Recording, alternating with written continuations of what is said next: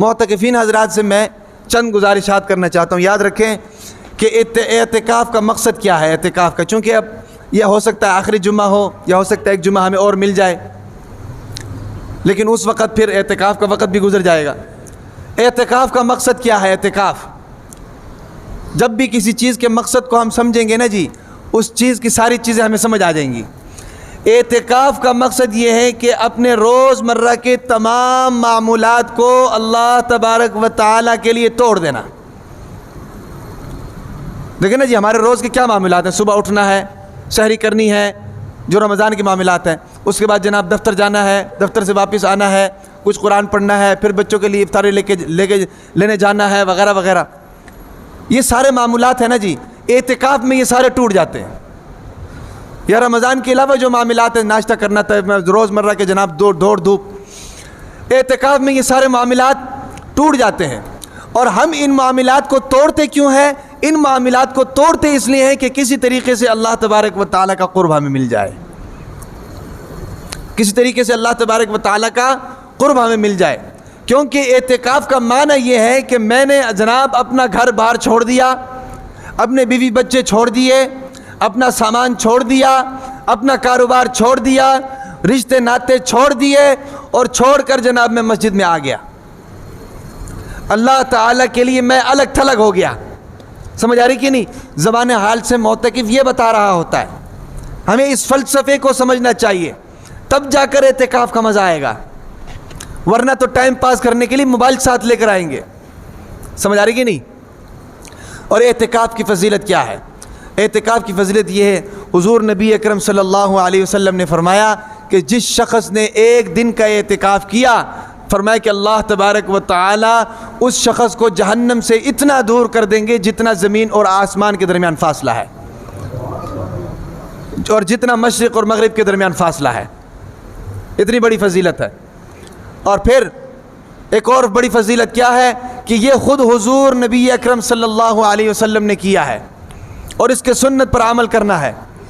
और फिर एक और बड़ी फ़जीलत क्या है कि एतिकाफ़ करने वाला जो होता है लैलतुल क़द्र हासिल कर लेता है। बिल्कुल, लैलतुल क़द्र 1000 महीनों से अफजल वो हासिल कर लेता है।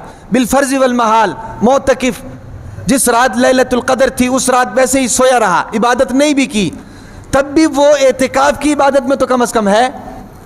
कल अल्लाह ताला के सामने जाकर ये तो कहेगा कि नहीं या अल्लाह, मैं नफल तो नहीं पढ़ रहा था, कुरान तो नहीं पढ़ रहा था, लेकिन तेरे लिए निकला तो था कम अज़ कम। मस्जिद के कोने पर बैठा हुआ था, एतिकाफ़ कर रहा था। समझ आ रही कि नहीं? तो ये एतिकाफ़ का फ़लसफ़ा है, उस एतिकाफ़ का मकसद है, इसको समझना चाहिए। और उसके मसाइल क्या हैं? कि मसाइल ये हैं कि अगर कोई शरई ज़रूरत है तो शरई ज़रूरत के तहत आप बाहर निकल सकते हैं। मसलन वाशरूम जाना है भाई, वज़ू करना है अगर वज़ू टूट चुका है, और इसी तरीके से जनाब बदख्वाबी हो गई है, उसके लिए गुस्ल फ़र्ज़ है, तो ये शरई ज़रूरियात है। इसके अलावा वो ज़रूरियात जो गैर शरई हैं उनके लिए आप बाहर नहीं निकल सकते। मसलन जो हम लोग कहते हैं कि यार गर्मी लग रही है तो चलो नहा के आ जाएं, उसके लिए इजाज़त नहीं निकलने की। बाज़ हज़रात तो हीला बयान करते हैं कि जिसको आदत है ये जनाब वो रोज़ाना नहाता था तो वो इस तरह नहा सकता है कि वो जाए तो पेशाब की नीयत से, वाशरूम की नीयत से चले जाए, जितनी देर में वाशरूम किया जाता है उसी लम्हे में वो जनाब नहा धोकर भी जल्दी से निकल आए तो एतिकाफ़ नहीं टूटेगा। ये हीले की हद तक तो ठीक है, लेकिन एतिकाफ़ का मकसद ही तो ये है कि अल्लाह तबारक व तआला के लिए अपनी मामूलात को तोड़ना। जब आप एतिकाफ़ के लिए आए हो, इस मकसद के साथ आए हो कि हम अल्लाह ताला के लिए अपने तमाम तर मामूलात को तोड़ेंगे, तो ये भी आपका अगर एक मामूल है तो भी इसको भी तोड़ो। समझ आ रही कि नहीं? याद रखें। और फिर एक और बात ज़हन में रखें, जो आदमी एतिकाफ़ करने लगा है ना, जो आदमी, उसको चाहिए कि सबसे पहले वो अपने गुनाहों की लिस्ट तैयार करे, अपने गुनाहों की लिस्ट तैयार करे। और वो ये तहैया करके बैठे इतिकाफ़ में, ये तहैया करके बैठे कि मैं इतिकाफ़ में बैठ रहा हूँ, ये गुनाह मेरे अंदर मौजूद हैं और जब मैं इतिकाफ़ से निकलूँगा तो ये गुनाह मेरे अंदर नहीं होंगे। ये तहैया करके बैठे। मैं अगर दाढ़ी शेव करता हूँ तो 10 दिन बाद जनाब मेरी दाढ़ी आई होगी। समझ आ रही कि नहीं? ये ईमानी तकाज़ा भी है, ये गैरत का तकाज़ा भी है। ये ईमानी तकाज़ा भी है और ये गैरत का तकाज़ा भी है। ये तहैया करे। जो आदमी धोखा देता है वो ये तहैया करे कि 10 दिन बाद मैं निकलूँगा तो मैं धोखा नहीं दूंगा। जो आदमी हराम कमाता है तो वही तहैया करे कि मैं 10 दिन बाद निकलूँगा तो मैं हराम कमाई छोड़ दूंगा। जो शराब पीता है, जो जुआ करता है, जो नंबर लगाता है, वो ये तहैया करके बैठे कि यार मैं इतिकाफ में बैठा हूँ और अल्लाह ताला से वादा करूँगा और ये अल्लाह तबारक व ताला मेरे गुनाहों को माफ़ करेगा और मैं इतिकाफ से बाहर निकल कर ये गुनाह नहीं करूँगा। फिर तो उसको तो इतिकाफ कहते हैं। ये कि इतिकाफ कोई नहीं है कि इतिकाफ में बैठने से पहले बजाय ये कि हम अपने मामूलात सेट करें कि इबादत कौन सी करनी है, ज़िक्र अस्कार कौन से करने हैं और गुनाह कौन से बख्शवाने हैं, बजाय हम ये करने के हम लोग क्या कर रहे होते हैं, मेरे लिए इफ्तारी कौन लेकर आएगा, हैं मेरे लिए जनाब कपड़े कौन लेकर आएगा, मेरे लिए सहरी कौन लेकर आएगा, मेरे लिए चाय कौन लेकर आएगा, हैं भाई मेरे लिए रात का खाना कौन लेकर आएगा। ये डिसाइड करके हम अपने घर से आ रहे होते हैं। आप अंदाज़ा लगाएं। तो इसलिए ये है कि ये जो मोतकिफीन, याद रखें, एतिकाफ से इंसान बड़ा कुछ ले सकता है।